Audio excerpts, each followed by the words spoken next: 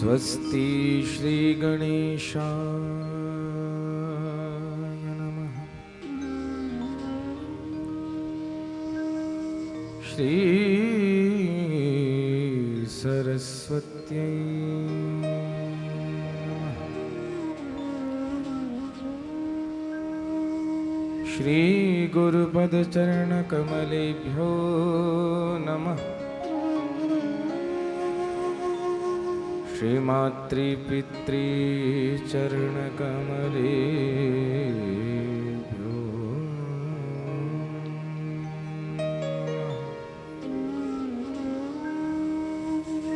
नमः। परमहंसाय स्वादितचरणकमलचिन्मकरन्दाय भक्तजनमानसनिवासाय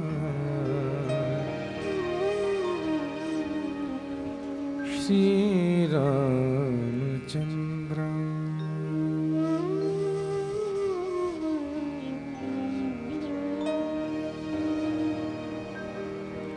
ध्येयं सदा परिभविघ्नमभीष्टदोहम्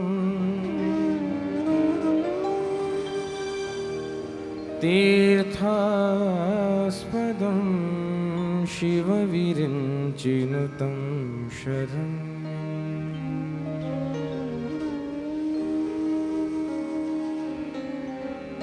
भृत्यार्तिहं प्रणतपालभवाधिपोतम्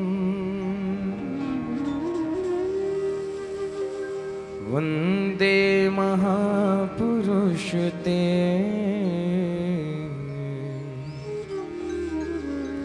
चरणारविन्दम्।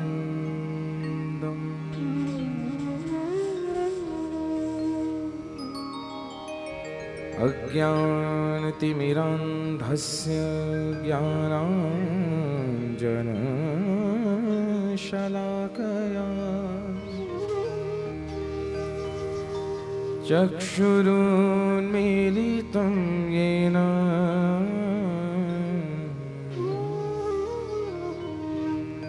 तस्मै श्रीगुरुवे नमः।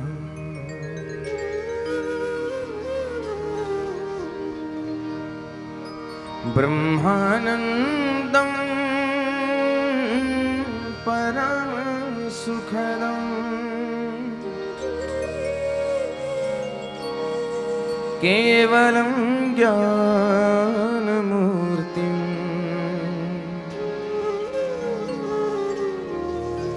द्वन्द्वातीतं गगनसदृशं तत्त्वमस्यादिलक्ष्यम्।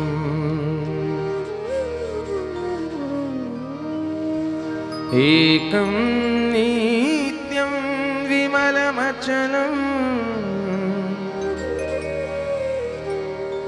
सर्वधी साक्षिभूतम्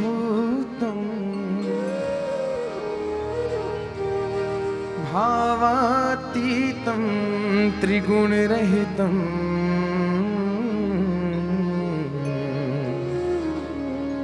सद्गुरुं तं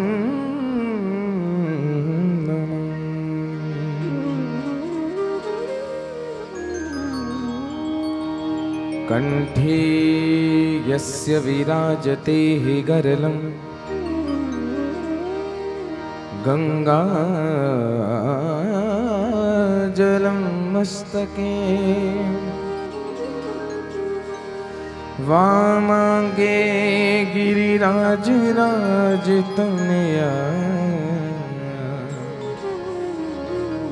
जाया भवानी स्थिता।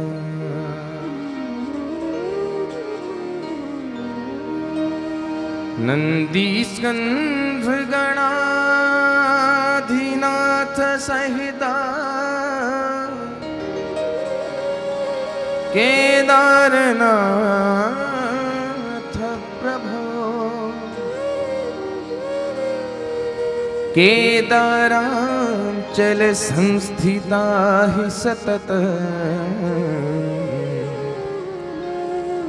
कुरया सदा मंगलम्।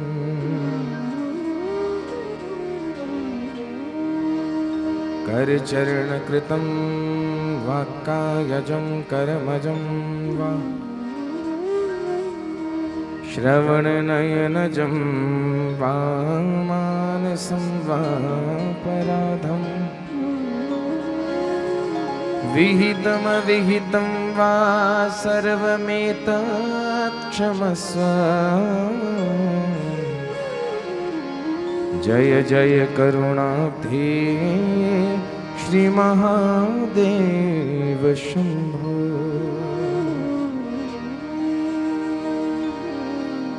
सीतानाथ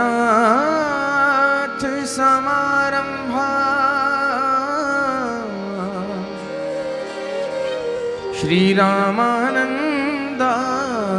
मध्यमा अस्मदाचार्य पर्यन्ता वन्दे गुरु परंपरा।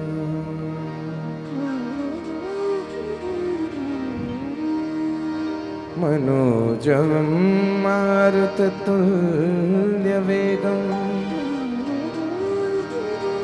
जितेन्द्रियं बुद्धिमतां वरिष्ठम् वातात्मजं वानरयोधमुख्यम्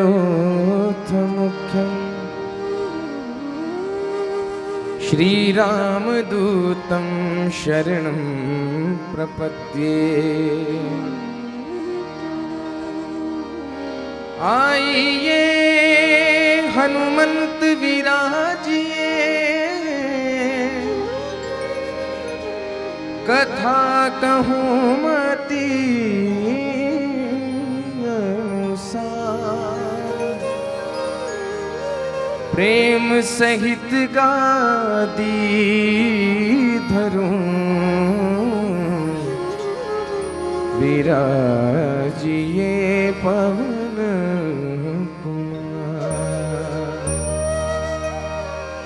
विराजिए पवन कुमार। बोली भक्तवत्सल भगवान की उमापति महादेव की जय। पवन सुत हनुमान की जय। माता पिता श्री की जय। श्री सद्गुरुदेव भगवान की जय। गंगा मैया की जय। यमुना मैया की जय। संत समाज की जय। भक्त समाज की जय। सनातन धर्म की जय। जय जय श्री सीताराम। नमः पार्वती पतये हर हर महादेव।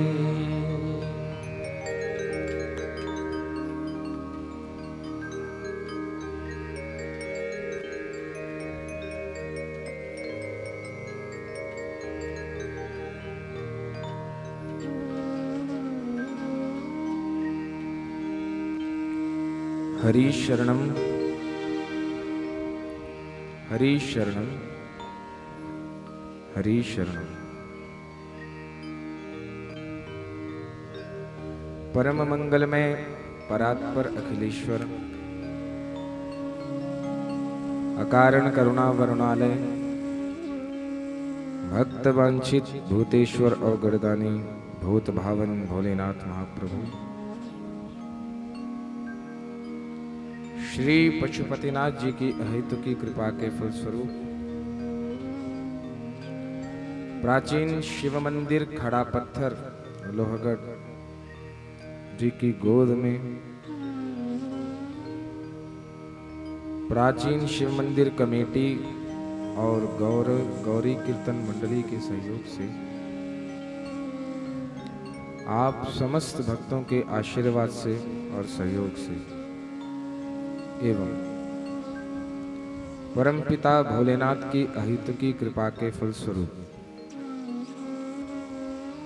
हम आप सभी को इस परम पावनी भुवन भावनी मोक्ष प्रदायिनी कल्याणकारिणी कथा को श्रवण करने का और हमें कहने का सुअवसर प्राप्त हुआ है। बोलिए भक्तवत्सल भगवान की। आवाज नहीं आ रही है, इस वाले इनको भी बढ़ा दो, इनसे आवाज नहीं आ रही है। बोलिए शंकर भगवान की जय।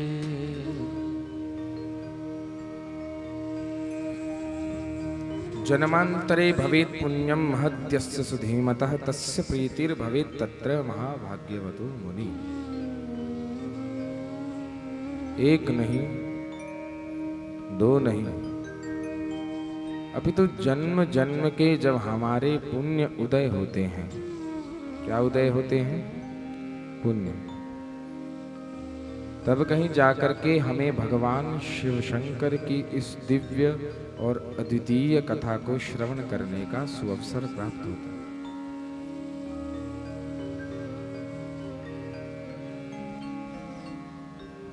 बिनु हरि कृपा मिलहि नहीं संता। जब तक नारायण की कृपा ना हो, श्री सीताराम जी की कृपा ना हो, तब तक हमें महासंत भोलेनाथ की प्राप्ति नहीं हो सकती। संतों में भी महासंत हैं, महातपस्वी हैं भोलेनाथ। क्या हैं? महातपस्वी। आज तक भोले बाबा से भी बड़ा तपस्वी कोई हुआ ही नहीं है इस जगत में। बोलिए शंकर भगवान की। और आप सभी का ये परम सौभाग्य है कि आप सभी को सत्संग करने का सौभाग्य मिला है, क्योंकि सत्संग में तो केवल वही बैठ सकता है जिसके ऊपर मेरे भोले बाबा की कृपा हो। बिना कृपा के सत्संग मार्ग में कोई भी कदम भी नहीं रख सकता। और इतना पावन अवसर तो बड़े समय के बाद बड़ी कठिनाई से मिलता है, आसानी से नहीं मिलता है, बड़ी कठिनाई से मिलता है। श्री रामचरितमानस में तुलसीदास जी महाराज क्या गाते हैं? आवत एहि सर अति कठिनाई, आवत एहि सर अति कठिनाई, आवत एहि सर अति कठिनाई, आवत एहि सर अति कठिनाई, आवत एहि सर अति कठिनाई, आवत एहि सर अति कठिनाई, आवत एहि सर अति कठिनाई, आवत एहि सर अति कठिनाई। और राम कृपा बिनु आई न जाए, राम कृपा बिनु आई न जाए, शिव की कृपा बिनु आई न जाए, शिव की कृपा बिनु आई न जाए। बोलिए भक्तवत्सल भगवान की जय। आवत एहि सर अति कठिनाई, शिव कृपा बिनु आई न जाए। बोले भक्तवत्सल भगवान की। देखिए बंधु, बड़े ध्यान से सुनिएगा। श्री शिव महापुराण की कथा और यह संसार, ये दोनों है क्या? ये संसार एक भव सागर है। क्या है? अरे जम के बोलो। हाँ, भव सागर। ये संसार एक बहुत बड़ा भवसागर है। तो इसमें शिव महापुराण की कथा क्या है? क्या है? नौका। हाँ, क्या है? नौका। करूं कथा भव सरिता तरनी। इस संसार सागर से पार उतरने के लिए, इस सागर से जो हमें पार लगाएगी वो क्या है? भगवान की कथा।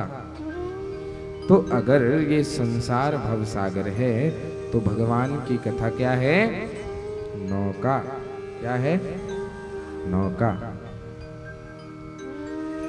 और ये नौका बिना भगवत कृपा से मिलने वाली नहीं है।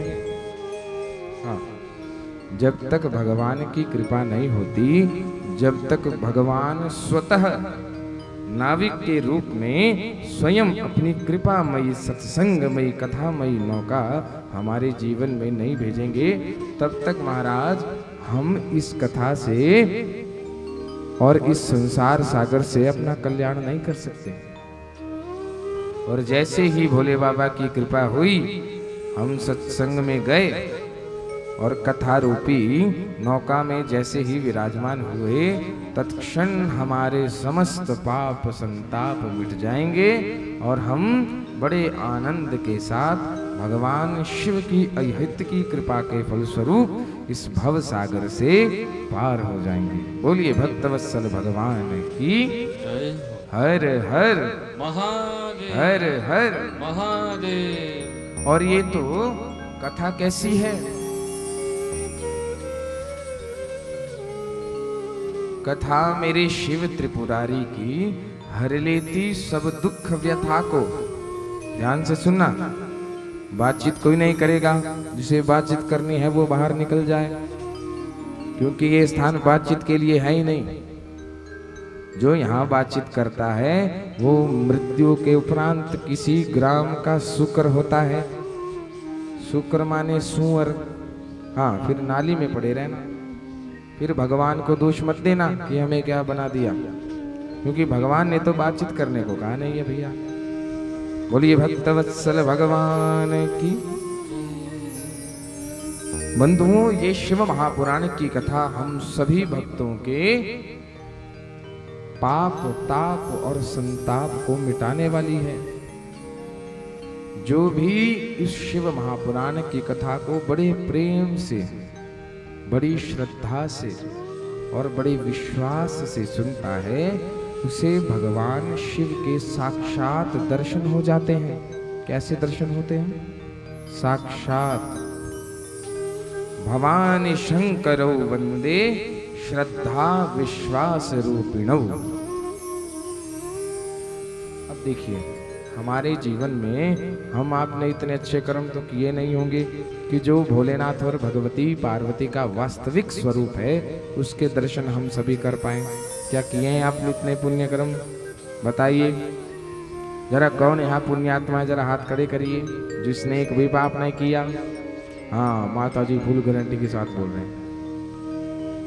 बोलिए भक्तवत्सल भगवान की। बंधुओं, भगवान शंकर क्या हैं? भगवती पार्वती और भगवान शंकर का स्वरूप कौन सा है? श्री रामचरितमानस में तुलसी बाबा बताते हैं कि भवानी शंकरो वंदे श्रद्धा विश्वास रूपिणो। हमारे जीवन में भगवान भोलेनाथ यदि कोई स्वरूप धारण करके आते हैं, भगवती जगदम्बा यदि कोई रूप धारण करके आती हैं, तो वो कौन सा रूप है? भगवती जो धारण करती हैं वो है श्रद्धा। कौन सा? श्रद्धा। और हमारे भोलेनाथ जो स्वरूप धारण करते हैं वो है विश्वास। इसलिए हम सभी की कथा में क्या होनी चाहिए? अरे जम के बोलो, श्रद्धा। और कथा में क्या होना चाहिए? और भगवान के प्रति भी क्या होना चाहिए? दोनों। केवल विश्वास से काम नहीं चलेगा। मुझे पता था आप विश्वास कहेंगे। बोलिए भक्तवत्सल भगवान की। देखो, यदि आपको विश्वास होगा और श्रद्धा नहीं होगी तो भी भगवान मिलने वाले नहीं है। यदि आपको श्रद्धा होगी परंतु विश्वास नहीं होगा तो भी मिलने वाले नहीं है, क्योंकि शिव बिना आह्लादनी शक्ति के प्राप्त नहीं होते। इसीलिए श्रद्धा और विश्वास दोनों होने चाहिए। बोलिए भक्तवत्सल भगवान की। ये कथा इतनी पावन है कि यदि आप लोगों ने प्रेम और विश्वास के साथ इस कथा को श्रवण कर लिया तो महाराज यहाँ पर लिखा है कि तदरसामृत तृप्तस्य नान्यत्र स्याद रतिः क्वचित्, अर्थात अन्यत्र रतिः न स्यात्। ये कथा इतनी सुंदर है, इतनी भावुक है कि यदि आपने ये कथा बड़े प्रेम से सुन ली तो आपका मन संसार में लगने वाला नहीं है। और यदि इसके बाद भी संसार में मन लग गया तो सोच लेना कि आपके मन में ना श्रद्धा है और ना विश्वास है, और यदि है तो फिर उसकी मात्रा न्यूनतम है, वो कम है, उसमें कोई ना कोई अवश्य कमी है। क्योंकि जब श्रद्धा और विश्वास आ गया तब संसार में मन नहीं लगेगा, तब तो मन केवल भोले बाबा के पावन चरण कमलों में लगेगा। भगवान की यह कथा तो बिरती विवेक भक्ति दृढ़ करनी। भगवान की कथा वैराग्य जागृत करती है, भगवान की कथा विवेक जागृत करती है। अरे और तो और भगवान की कथा तो भक्ति मैया की दृढ़ता को और बढ़ाती है। किसकी दृढ़ता को? भक्ति मैया की। भक्ति की और ज्यादा वृद्धता होती है। इसलिए इस शिव महापुराण की कथा को बड़े प्रेम सहित सुनना चाहिए, श्रद्धा सहित सुनना चाहिए और नियम के सहित सुनना चाहिए। बोलिए भक्तवत्सल की जय। कल आप सभी ने बड़े प्रेम से भगवान भोलेनाथ और भगवती पार्वती के विवाह का प्रसंग श्रवण किया, और तो और नाग महाराज भी प्रकट हुए। बोलिए भक्तवत्सल भगवान की। हाँ, ये साक्षात नाग महाराज आए हैं कथा को सफल करने के लिए। और आनंद की बात देखो, किसी को कोई कष्ट पहुंचाया नहीं। भगवान भोलेनाथ की जो विवाह का हम सभी ने प्रसंग श्रवण किया, उसी प्रसंग के साथ हमने कथा को विश्राम दिया था। आगे की कथा सुनने से पूर्व हम महाशैव श्री रामचंद्र जी के पावन चरण कमलों का ध्यान करते हुए इस कथा सरिता में डुबकी लगाएंगे। इसीलिए सभी ने प्रेम भाव से ताली की सेवा करते हुए श्री राम जी के चरणों में ये प्रार्थना करनी है कि हे महाराज, आपके बिना शिव कथा समझ आने वाली नहीं है। आपकी आज्ञा के बिना शिव कथा में प्रवेश वर्जित है। इसलिए हम आपके पावन चरण कमलों का आश्रय लेकर आपसे प्रार्थना करते हैं कि कृपया हम सभी भक्तों को श्री शिव कथा में प्रवेश कराइए। बोलिए भक्तवत्सल भगवान की जय। आइए अब सभी प्रेम भाव से मेरे साथ मिलकर श्री सीताराम जी से आग्रह करें। सीताराम सीताराम सीताराम गाए जा। सीताराम सीताराम सीताराम गाए जा। सीताराम सीताराम सीताराम गाए जा। सीताराम सीताराम सीताराम गाए जा।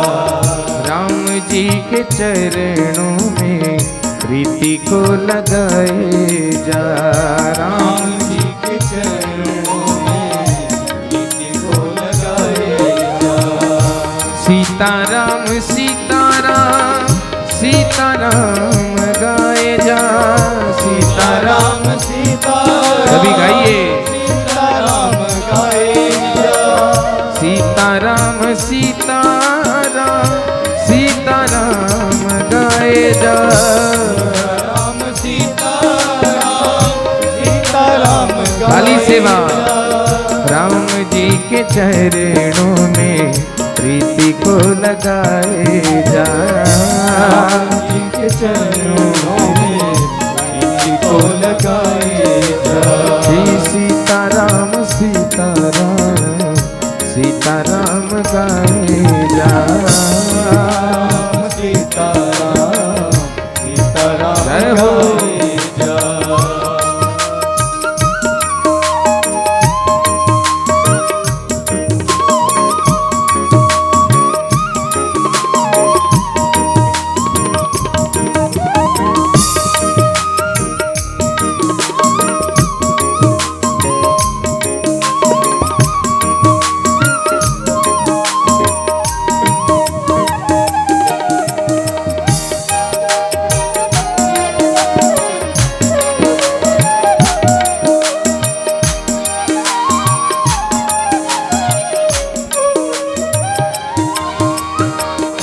राम कृपाना सही सब रोगा। राम सब लोग राम कृपाना सही सब रोगा। राम कृपाना सब लोग राम कृपाना सही सब रोगा। राम कृपाना सही सब लोग जो एहि भक्ति बने संजोगा। जो एहि भक्ति संजोगा। आइए सीताराम सीताराम सीताराम गाए जा। सीताराम सीताराम सीताराम गाए जा। राम जी के चरणों में प्रीति को लगाए जा। राम जी के चरणों में प्रीति को लगाए जा। सीताराम सीताराम सीताराम गाए जा। राम सीताराम सीताराम गाए जा। सीताराम सीताराम सीताराम गाए जा। सीताराम सीताराम सीताराम गाए जा। राम जी के चरणों में प्रीति को लगाए जा। राम जी के चरणों गाइए भाव से को लगाए जा।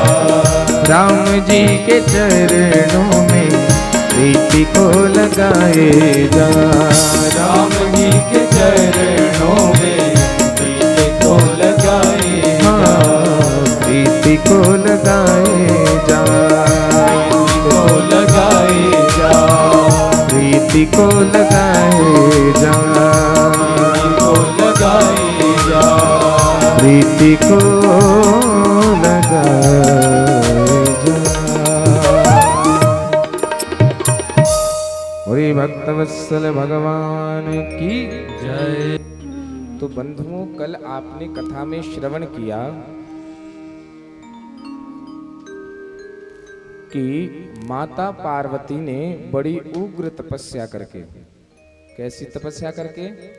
उग्र तपस्या करके भगवान शिव को पति रूप में प्राप्त किया। जब भगवती का विवाह भोलेनाथ से हुआ तो वहां कई दिनों तक बारात रुकी रही, कई दिनों तक। बोलिए भक्तवत्सल भगवान की। कई दिनों तक वहीं पर बारात रुकी है महाराज। मैना ने और हिमालय राज ने बारात को आने ही नहीं दिया। बोले महाराज यहीं रुके रहो थोड़ी देर।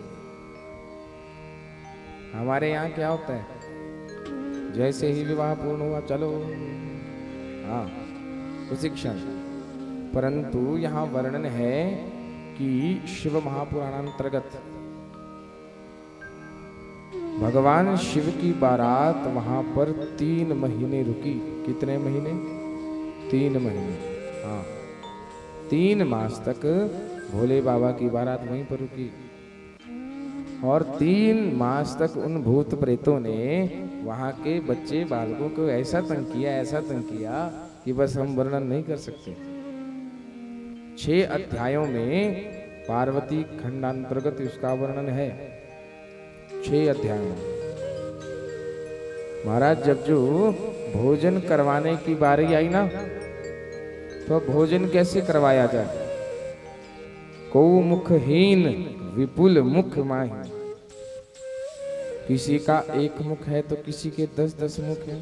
अब बताएं कितनी प्लेटें सामने रखें? हे भगवान, कितने पात्र रखें खाने के लिए? किसी का आधा ही मुख है, किसी के 4 हाथ हैं, किसी के 10, किसी का 1 हाथ भी नहीं है, किसी का तो मुख ही नहीं है, ऐसा भी वर्णन आता है।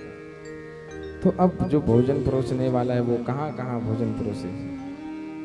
अंत में जब प्रार्थना की तब भोलेनाथ ने उन सभी को दिव्य शरीर प्राप्त करवाया, तब जाकर उन्होंने वहां भोजन प्राप्त किया। नहीं तो हिमालय राज तो डर के महाराज ऐसे उठपटांग भूत लेके आए हो भोले बाबा, किसी के 10 मुख हैं, किसी के 100, यहाँ तो भोजन ही खत्म हो जाएगा। जब भोलेनाथ से प्रार्थना की तब कहीं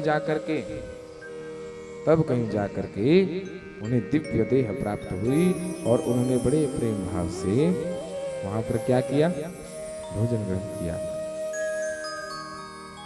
आप सभी को ठीक आवाज आ रही है? ठीक सुनाई दे रहा है या दबी हुई आवाज तो नहीं आ रही? हाँ, जब आवाज में गड़बड़ी हो तो बता देना, भैया ठीक कर देंगे। बोलिए भक्तवत्सल भगवान की जय। तो महाराज जब बारात विदाई लेने लगी, पार्वती मैया की जब विदाई होने लगी, तब मैना ने उन्हें उपदेश दिया है। क्या दिया है? उपदेश। और स्वयं ही नहीं दिया, एक ब्राह्मण पत्नी से भी उपदेश करवाया है। ब्राह्मण पत्नी से। राग जोग में आगे का हम प्रसंग श्रवण करेंगे। बोलिए भक्तवत्सल भगवान की जय हो। ब्राह्मण पत्नी ने पार्वती से कहा। अब जरा विचार कीजिए कि मैना ने केवल ब्राह्मण पत्नी को ही क्यों कहा कि केवल आप ही मेरी पुत्री को क्या करें? अरे जम के बोलो। हाँ, उपदेश। केवल ब्राह्मण पत्नी को ही क्यों कहा? क्या क्षत्रिय पत्नी को नहीं कह सकते थे? क्या किसी वैश्य की पत्नी को नहीं कह सकते थे? तो फिर ब्राह्मण पत्नी को भी क्यों? मैंने आपको प्रथम दिवस की कथा में भी यही बताया था कि ब्राह्मणों नितराम गुरु। हाँ, क्या? ब्राह्मणों नितराम गुरु। ब्राह्मण संसार में सबके गुरु हैं। क्या हैं? हाँ, सबके गुरु और सर्वश्रेष्ठ भी हैं, ज्ञानी भी हैं। इसीलिए केवल ब्राह्मण पत्नी ही उपदेश कर सकती है। परंतु आजकल तो महाराज ब्राह्मण पत्नियां कथा भी लग गई हैं करने। हे भगवान, हाँ, ऐसा समय आ गया महाराज। बड़े तिलक धारण करके महाराज कथा करने लग गई हैं, जबकि स्त्रियों को कथा करने का अधिकार नहीं है। क्या नहीं है? किसी भी स्त्री को कथा करने का अधिकार नहीं है। कभी आपने सुना कि किसी साध्वी ने भागवत कथा कही? उपदेश की बात नहीं कर रहा हूं। उपदेश करना कुछ और बात है, कथा पारायण करना कुछ और बात है। कभी सुना हो तो हाथ खड़े कर दो। परंतु पुराणोक्त और शास्त्रोक्त बात से बात करना। जब श्रीमद् भागवत में भी वर्णन आया है कि जब वक्ता की बारी आई कि वक्ता कौन हो, तो वहां पर लिखा है विरक्तो वैष्णवो विप्रो। विप्री शब्द का प्रयोग वहां पर नहीं हुआ है। विप्रो ब्राह्मण हो, पुरुष हो, स्त्री नहीं हो। और तो और वेद शास्त्र विशुद्धि कृत अरे जो वेद और शास्त्र और पुराणों की बातों को विशुद्ध करके आपके समक्ष प्रस्तुत कर सके, आपको समझा सके प्रमाण सहित कि ये बात कौन से ग्रंथ में लिखी है। अपनी तरफ से गप्पे ना मारे। आजकल तो यही पता नहीं लगता कि कथा हो रही है या कहानी बोल रहे हैं। इतना भयंकर समय आ गया हमारा। भगवत कृपा से ये दास भी कम से कम 350 कथाएं कर चुका है, 350। परंतु उनमें से कुछ ही मुख्य, वैसे तो ये बात बोलने की नहीं है, परंतु दुख होता है मूल कथा करने वाले बहुत कम रह गए, बहुत कम। बस इधर उधर की गप्पों से समय व्यतीत हो गया और हो गई कथा। उससे भी ज्यादा दुख की बात बताएं कि लोगों को भी ऐसे ही वक्ता पसंद आते हैं। हाँ, और गप्पों से कभी भी कल्याण नहीं होता, याद रखना। यदि गप्पों से कल्याण होता, बातों से कल्याण होता, तो वेदव्यास मूर्ख नहीं थे जिन्होंने 18 पुराणों की रचना करी। वो भी कहानी लिख देते। उनको संस्कृत लिखने की क्या आवश्यकता थी, श्लोक लिखने की क्या आवश्यकता थी, स्तोत्र लिखने की क्या आवश्यकता थी। आजकल तो कर्मकांड को भी मजाक बना के रख दिया है। सोचते हैं कर्मकांड कोई आलतू फालतू चीज है। अरे वेदों से निकले हुए महाराज, ज्ञान कांड, उपासना कांड और कर्म कांड कोई आलतू फालतू चीज नहीं है, कोई मजाक नहीं है। अरे गुरु चरण शरण में रह करके वेदों की ऋचाएं, शास्त्रों के नियमित और पुराणोक्त सभी मंत्र सीख कर तब जाकर कर्मकांड किया जाता है। कर्मकांड भगवान को प्रसन्न करने की, उन्हें पूजा करने की, उन्हें प्रसन्न करने की, मनाने की एक विधि है, उन्हें प्राप्त करने की एक सीढ़ी है। अब यदि यहाँ पर 10 सीढ़ियां हो और खाली तो आप है नहीं कि पहले कदम से सीधा 10 कदम तक सीधे पहुंच जाओगे। एक एक सीढ़ी करके चढ़ना पड़ता है। भगवान को प्राप्त करने के लिए एक सीढ़ी है कर्मकांड, और जो कि ब्राह्मण के द्वारा ही होना चाहिए। बोलिए भक्तवत्सल भगवान की। इसीलिए ब्राह्मण क्या है? ब्राह्मणों नितराम गुरु। सभी लोगों का यदि कोई गुरु है तो वो है ब्राह्मण। इसलिए ब्राह्मण पत्री से हाथ जोड़कर निवेदन किया, हे देवी, आप मेरी पुत्री को कुछ उपदेश करिए कि इसे अपने पति के घर में कैसे रहना है, इसे क्या क्या नियमों के पालन करने हैं, इसे आगे का जीवन कैसे व्यतीत करना है। अब एक ब्राह्मण पत्नी बड़े प्रेम से, बड़ी श्रद्धा से भगवती पार्वती को क्या कह रही हैं?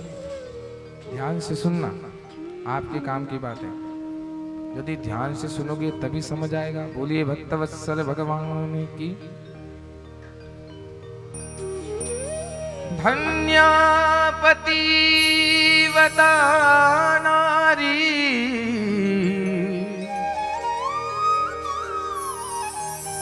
धन्या प्रतिव्रता नारी, नाना पूजा विशेषतः पावनी सर्वलोकानां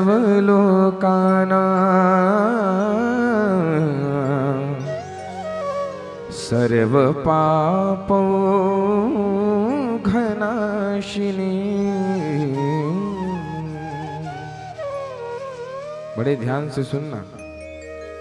शिव पुराण की रुद्र संहिता के पार्वती खंड का 54वां अध्याय।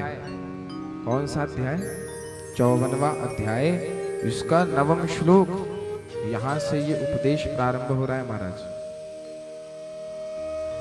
यहां लिखा है कि धन्या पतिव्रता नारी नाना पूज्या विशेषतः। ध्यान से सुनना। धन्या पतिव्रता नारी नाना पूज्या विशेषतः पावनी सर्वलोकानां सर्वपापौ घनाशिनी।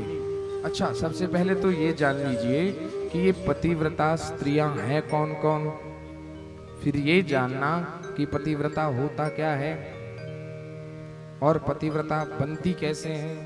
बोलिए भक्तवत्सल भगवान की।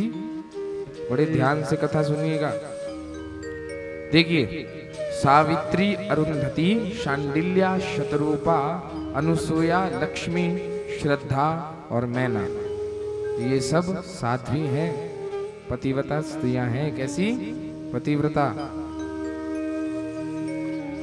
देखो, आप लोगों ने कभी ये सुना है कि नारी का पूजन करो? नारी का पूजन किया जाता है। आई बात समझ में? नारी शक्ति का पूजन किया जाता है, लेकिन कौन सी नारी शक्ति का? केवल उसी नारी का जो पतिव्रता हो। बोलिए भक्तवत्सल भगवान की। केवल उसी स्त्री का, उसी नारी का पूजन किया जाता है जो पतिव्रता होती है। जो स्त्री पतिव्रता ना हो उसका पूजन सर्वथा निषेध है। शिव महापुराण इस बात का प्रमाण देता है बंधु। शिव महापुराण में लिखा है कि सबसे बड़ा यदि स्त्री के लिए कोई धर्म है तो पतिव्रत धर्म है। कौन सा धर्म है? पतिव्रत धर्म है।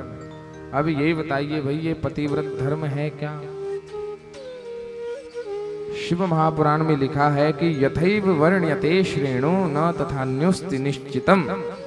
अरे जितना श्रेष्ठ एक पतिव्रता का धर्म है, उतना श्रेष्ठ संसार में नारी के लिए कोई भी अन्य धर्म नहीं है। एक पतिव्रता धर्म की सहायता से, पतिव्रता धर्म के सहारे से एक स्त्री पुण्य करके, पुण्य प्राप्त करके स्वर्गलोक की वासी होती है। कहाँ की वासी होती है? स्वर्गलोक की। बोलिए भक्तवत्सल भगवान की। अब ये जानिए कि पतिव्रता नारी है कौन? कौन होती है पतिव्रता नारी? ग्रंथ प्रमाणित करते हैं कि सेवते या पतिम प्रेमणाम, जो बड़े प्रेम से, विश्वास से और श्रद्धा से सेवते, सेवा करती है। किसकी? पतिम, पति की। और ऐसे ही नहीं, प्रेमणाम, बड़े प्रेम से, निस्वार्थ भाव से, वो पति की पतिव्रता स्त्री है। बोलिए हर हर महादेव। आई बात समझ में? जो अपने पति की बड़े प्रेम से, विश्वास से और श्रद्धा से सेवा करती हो, वही केवल वही पतिव्रता स्त्री है। और तो कहा है महाराज, इतना जब सब कुछ ज्ञान दिया तब नियमों की बारी आ गई कि अब बताइए ये पतिव्रता स्त्री के लिए नियम कौन कौन से होते हैं और मुझे कौन कौन से नियमों का पालन करना होगा देवी। ऐसी प्रार्थना जब भगवती पार्वती ने की, तब ब्राह्मण पत्नी के क्या क्या नियम बता रही हैं, जरा ध्यान से सुनना। सबसे पहला नियम बताया कि तुम सदा अपने पति की सेवा करना। क्या करना? अरे जम के बोलो। हाँ बोले, हमारे से तो होती नहीं तो हम बोले क्यों? बोलिए भक्तवत्सल भगवान की। हाँ, बड़े प्रेम से अपने पति की सेवा करना। जब पति सो जाए उसके बाद सोना। ये नहीं कि इससे पहले जाके सो गए और पति को बोला कि जाओ बर्तन मांज के आओ।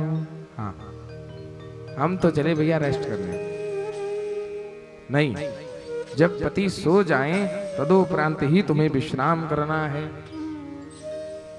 और पति और पत्नी को एक साथ भोजन नहीं करना चाहिए। शिव पुराण इसका प्रमाणित करता है इस बात को। पति और पत्नी को कभी भी एक साथ भोजन नहीं करना चाहिए। तो फिर कब भोजन करना चाहिए? जब पति भोजन कर चुके और यदि भूल से भी उन्होंने थोड़ी जूठन थाली में रख दी हो ना, तो वो जूठन उस पतिव्रता स्त्री के लिए महाप्रसाद होती है। क्या होती है? हाँ, अब आपको हंसी आ रही होगी। कि ये व्यास जी क्या बोल रहे हैं। मैं नहीं बोल रहा हूं, शिव पुराण कह रहा है, मैं नहीं। पति की जूठन को पत्नी को बड़े प्रेम भाव से महाप्रसाद समझकर खाना चाहिए। जब पति भोजन ग्रहण कर चुके तदोपरांत ही भोजन ग्रहण करें, ये नहीं कि पहले खा लिया। ये ब्राह्मण पत्नी उपदेश कर रही है माता पार्वती को। किसको? माता पार्वती को। जब कहीं पति खड़े हो तो ऐसा नहीं हो कि आप बैठ जाएं और पति खड़ी रह जाएं, तो भी आपको पाप लगेगा। ये नियम भगवान ने बनाए हैं, मजाक में मत ले लेना, मैं कोई जोक नहीं सुना रहा हूं। ये नियम है, अपनाने होंगे तो अपना लेना, नहीं तो नरक में वास करो भाई। नरक में आनंद करना भूत प्रेत बन के। हाँ, जब पति खड़े हो तो पत्नी को बैठना नहीं चाहिए। तो फिर क्या पूरे दिन पत्नी खड़ी रहेगी? बोले नहीं, जब पति देव प्रेम से आज्ञा दें तब ही बैठे। और तो कहा है कि जब कभी भी पति अपनी पत्नी को बुलाए तो सारे काम छोड़कर पति की सेवा में उपस्थित हों और उनसे प्रार्थना करें कि हे नाथ, आपने इस दासी को क्यों बुलाया? क्या कोई विशेष कार्य है? मैं आपकी कैसे सेवा करूं? ऐसा भाव होना चाहिए। और अब तो सबसे जरूरी बात कह दी, जो आजकल तो बड़ी जरूरी है, बड़े ध्यान से सुनना। आकृष्टा पिचाक्रोशे प्रसीदेत ताड़िचा पिचा हन्यतामिति च ब्रूया स्वामिन्नीति कृपा करो। शिव पुराण कहता है कि यदि कभी भी, ध्यान से सुनना, यदि कभी भी एक स्त्री का पति उसे कठोर वचन कह दे, बोले भक्तवत्सल भगवान की, यदि कभी भी स्त्री का पति उसे कठोर वचन भी कह दे तो भी पत्नी को उन्हें जवाब नहीं देना चाहिए। क्या नहीं करना चाहिए? लेकिन आजकल तो सैंडल तैयार रहते हैं, हाँ, और बेलन से सिर फोड़ देती हैं माताएं। हाँ, जरा बोल के तो देखो तुम्हारी हड्डी ना तोड़ दी। अब पति बेचारे डरे डरे रहते हैं आजकल, ऐसा समय। बोली भक्तवत्सल भगवान की। देखिए, पति अगर कठोर वचन भी कह दे तब भी स्त्री को सदा सर्वदा प्रसन्न रहना चाहिए। बंधुओं, आजकल पत्नी को क्या कहा जाता है? वाइफ। क्या कहा जाता है? वाइफ। वाइफ की फुल फॉर्म जानते हो? कौन कौन है जो वाइफ शब्द की फुल फॉर्म जानता है? जो जानता है हाथ खड़े करो। कोई नहीं जानता। ध्यान से सुनना, अपने काम की बात है आपके। सबसे पहला अक्षर क्या है वाइफ शब्द में? डब्ल्यू। डब्ल्यू माने विदाउट। दूसरा अक्षर क्या है? आई। आई माने इंफॉर्मेशन। तीसरा अक्षर क्या है? एफ। एफ माने फाइट। चौथा अक्षर क्या है? ई माने every time. Without information fights every time. हाँ, ये आजकल का है महाराज। बिना किसी जानकारी के तुरंत लड़ने को तैयार। ऐसा युद्ध करेंगी, ऐसा युद्ध करेंगी कि विजयी तो वही होंगी। हाँ, बोलिए भक्तवत्सल भगवान की।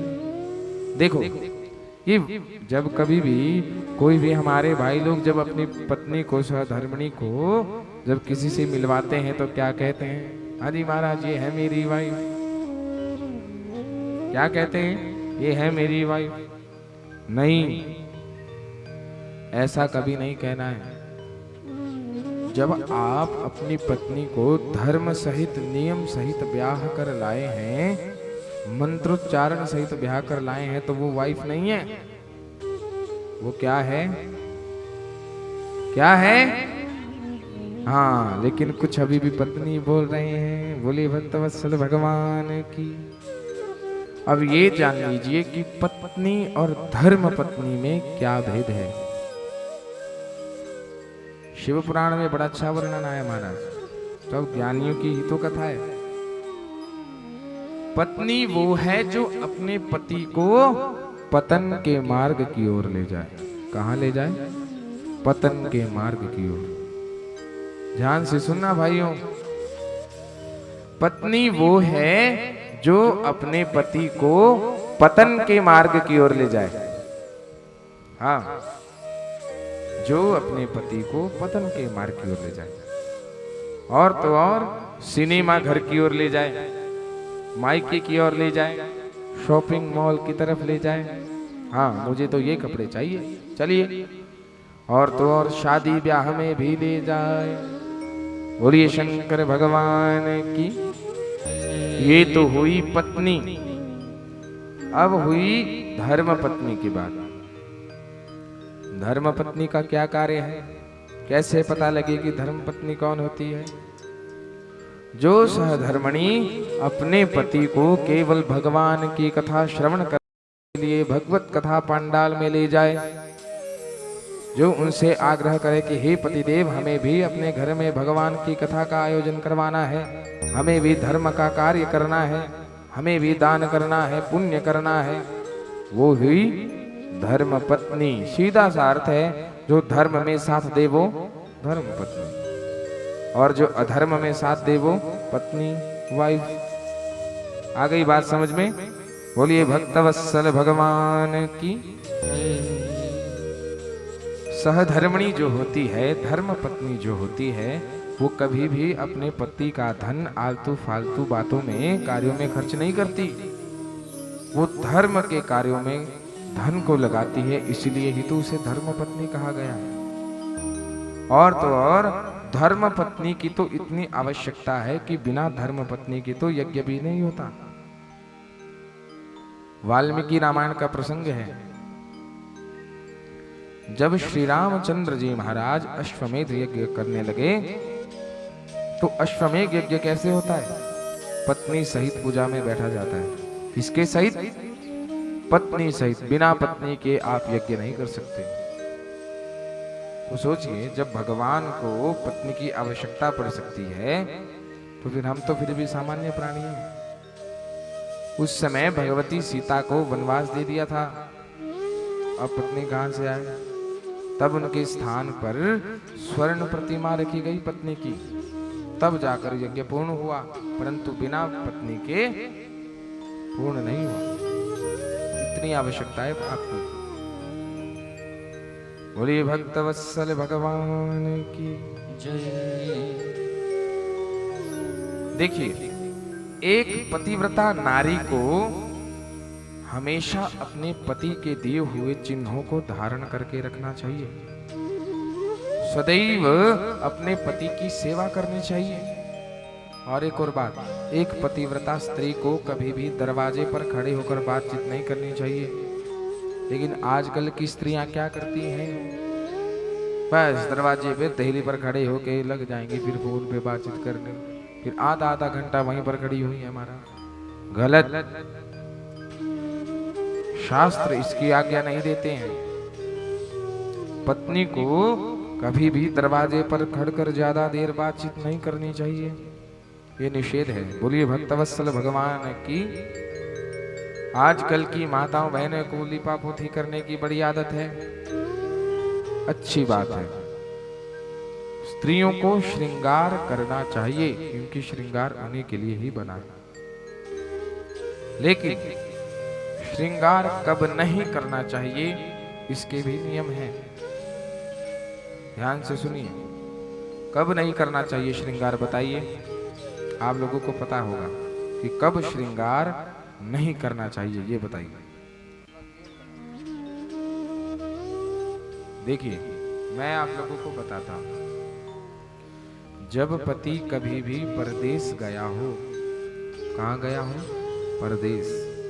अब परदेश का मतलब फौरन से मत ले लेना। घर से बाहर जब पतिदेव चले गए तो उसको परदेश कहा जाता है। क्या कहा जाता है? परदेश। बोलिए भक्तवत्सल भगवान की जय। पति जब भी परदेश चला जाए तब भी माताओं को श्रृंगार नहीं करना चाहिए।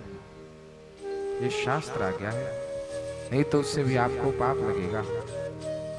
हाँ, बिल्कुल साधारण बन के रहना चाहिए। और जैसे ही पति वापस आए और उनके वापस आने की खबर मिले तो तुरंत 16 श्रृंगार करना चाहिए। ये शास्त्र की आज्ञा है। बोलिए भक्तवत्सल भगवान की जय। अंतिम नियम, जो 2 नियम बताए हैं वो बड़े ध्यान से सुनना। आजकल तो उस नियम का कोई भी पालन नहीं कर रहा है। उसमें से पहला नियम, एक पत्नी को अपने पति का नाम नहीं लेना चाहिए। क्या नहीं करना चाहिए?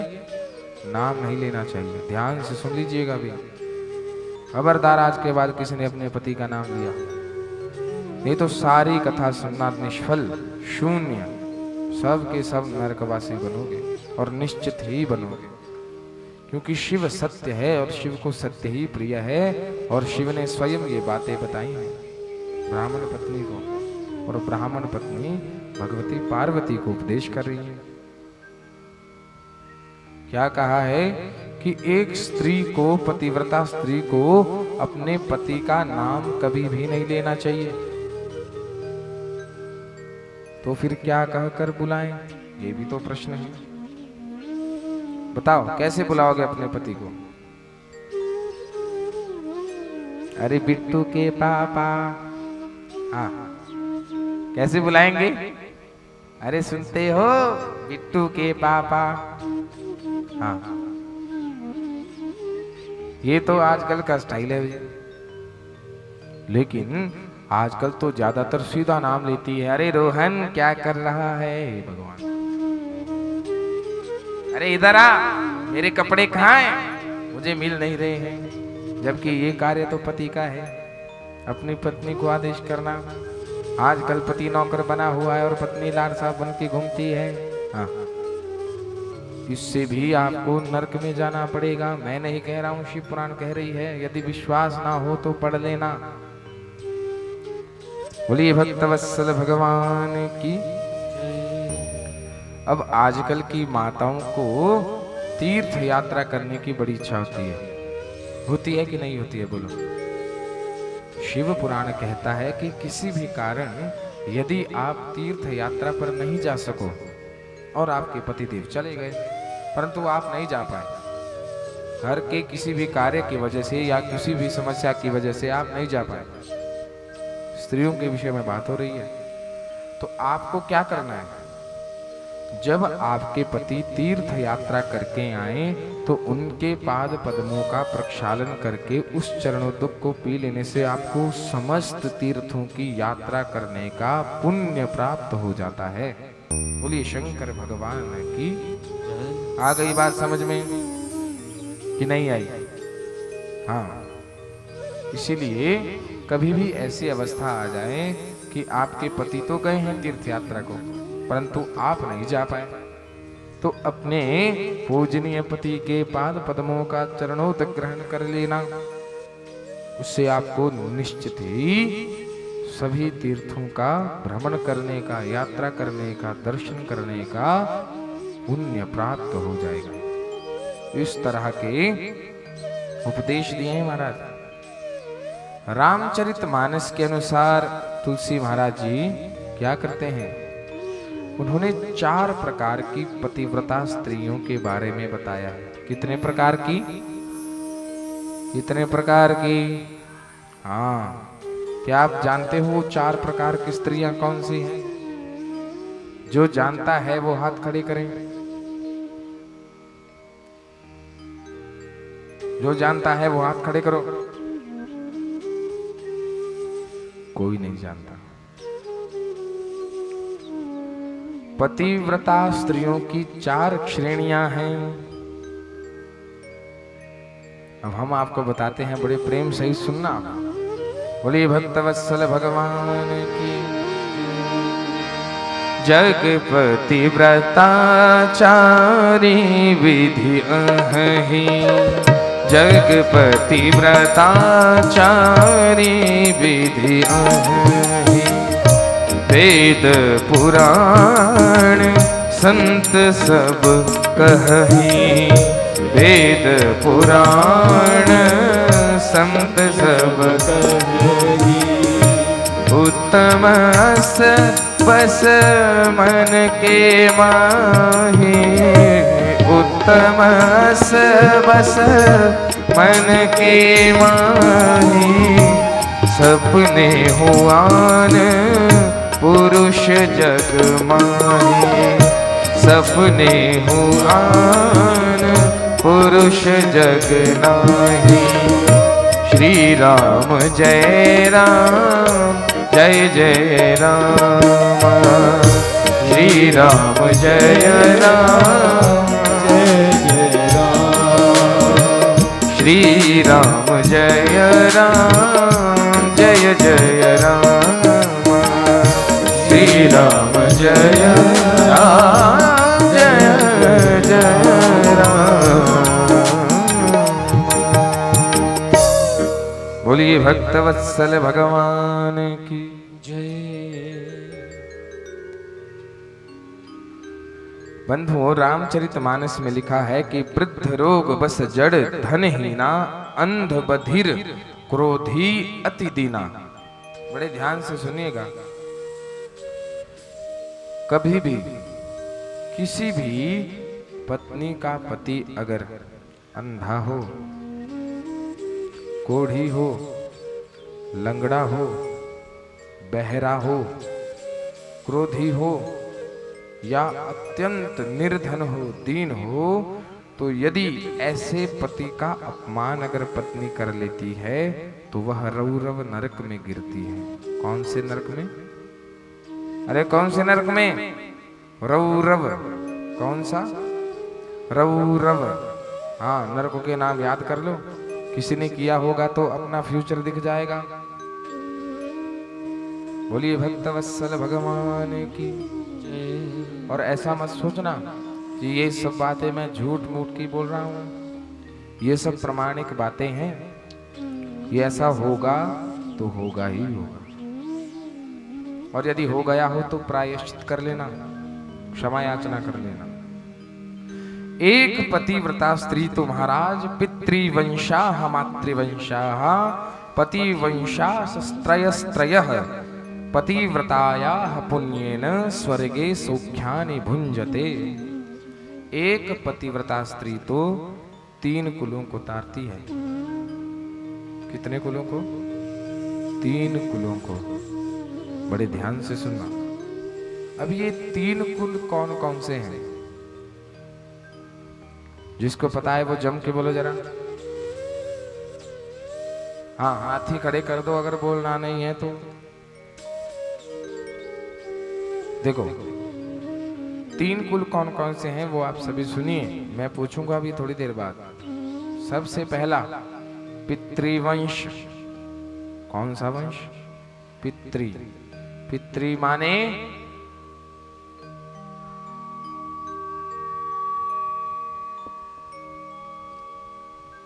हाँ, पितृ माने पिता।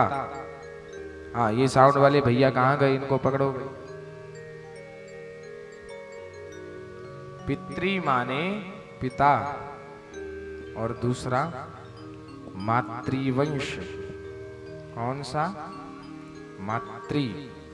मातृ माने माता, और तीसरा पतिवंश। लग गया पता कौन कौन से 3 वंश?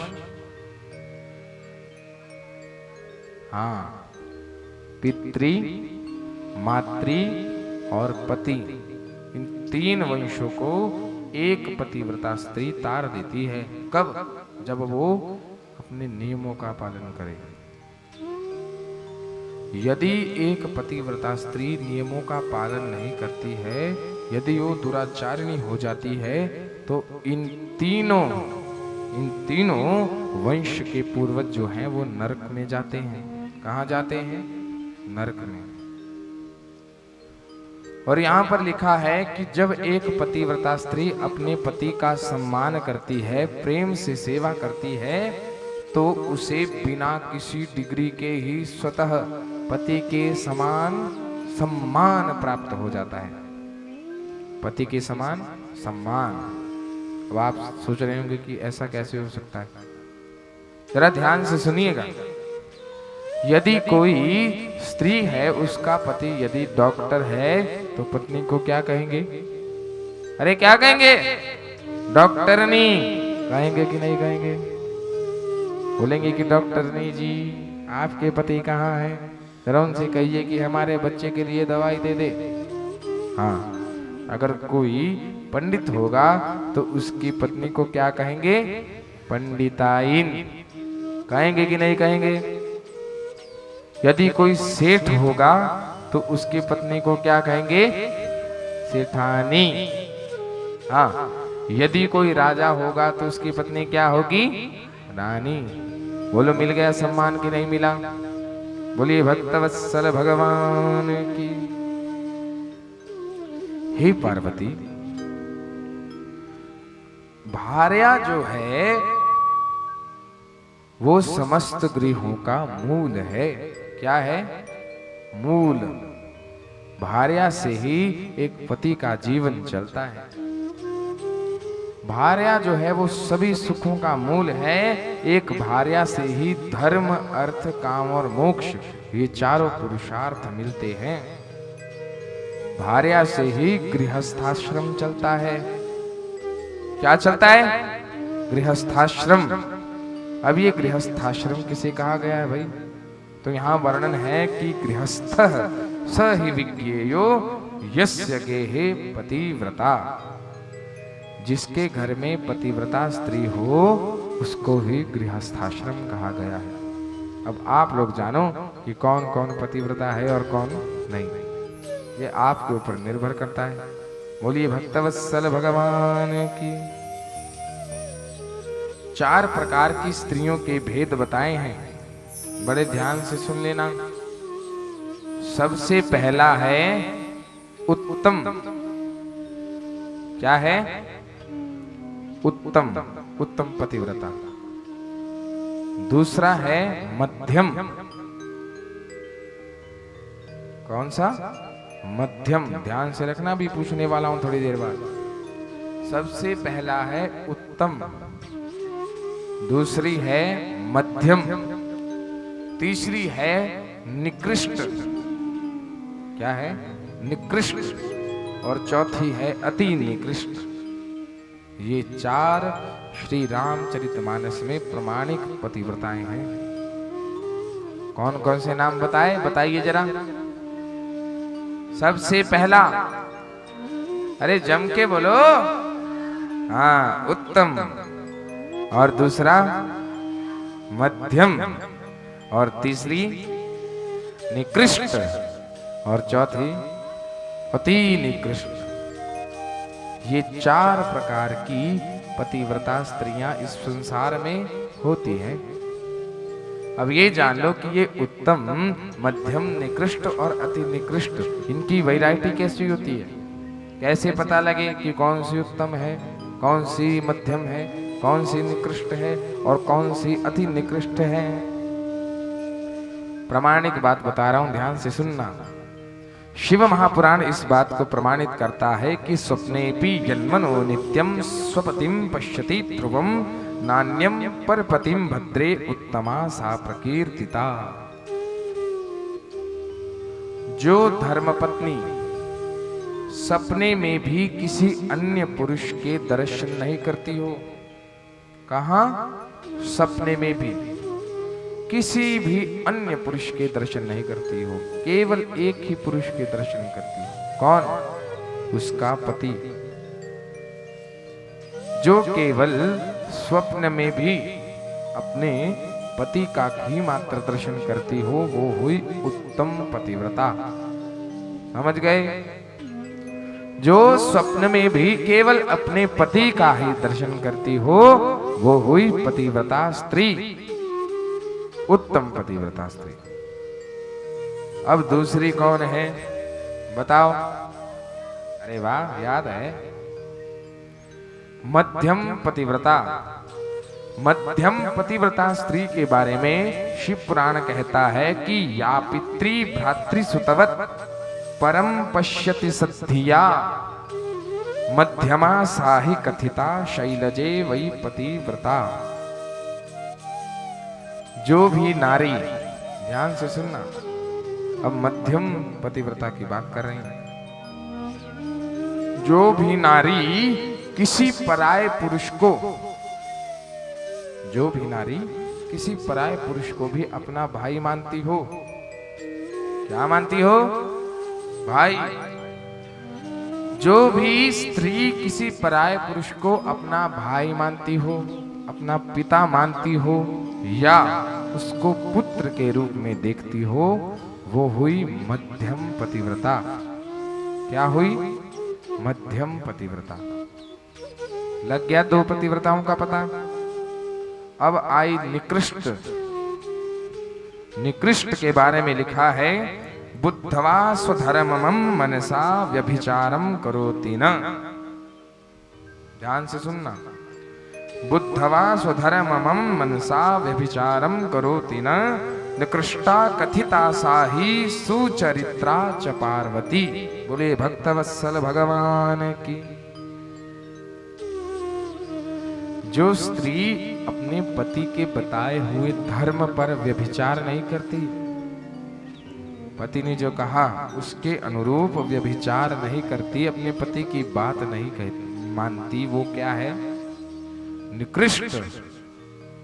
क्या है? निकृष्ट पतिव्रता। और सबसे अंत में आई अति निकृष्ट। उसके बारे में लिखा है पत्युः कुलस्य च भयाद व्यभिचारम करोति न पतिव्रता अधमा साही कथिता पूर्व सूरिभि। जो भी स्त्री अपने पति की बिना किसी भय से कोई भी बात नहीं मानती, हर बात में जवाब देती है। क्या करती है? हर बात में जवाब देती है। कोई भी कार्य उनको बिना पूछे करती है। पति के आचरण से विपरीत आचरण करती है। अपने धर्म से विमुख होकर आचरण करती है और दूसरों के ऊपर डोरे डालती है। वो क्या है? अति निकृष्ट। क्या है? अति निकृष्ट। तो ये 4 प्रकार की पतिव्रता स्त्रियों के लक्षण बताए हैं। लेकिन हे पार्वती, जगदम्ब महेशी त्वं शिवः साक्षात् पतिस्तव तव स्मरणतो नारो हि भवन्ति पतिव्रता।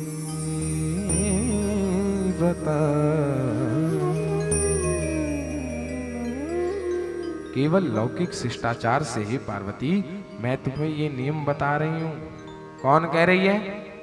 ब्राह्मण पत्नी। क्योंकि हे पार्वती, तुम तो साक्षात जगदम्बा हो, महेशानी हो, महादेव की पत्नी हो। अरे मैं क्या तुम्हें नियम बताऊंगी? अरे तुम्हारा नाम लेकर तो पतिव्रता स्त्रियां भी तर जाया करेंगी। ये तो केवल आपकी माता जी का आदेश हुआ है, इसलिए मैंने आपको ये नियम बताए। अब जो भी पतिव्रता स्त्री बनना चाहती हो वो भगवती पार्वती का नाम ले ले, उनका जय घोष कर ले। बोलिए पार्वती मैया की जय। हाँ, इसलिए यही प्रार्थना करें कि हम हमेशा पतिव्रता स्त्री में ही बनी रहें, क्योंकि यदि पतिव्रता स्त्री नहीं रहेंगी तो हमारा कल्याण नहीं होने वाला।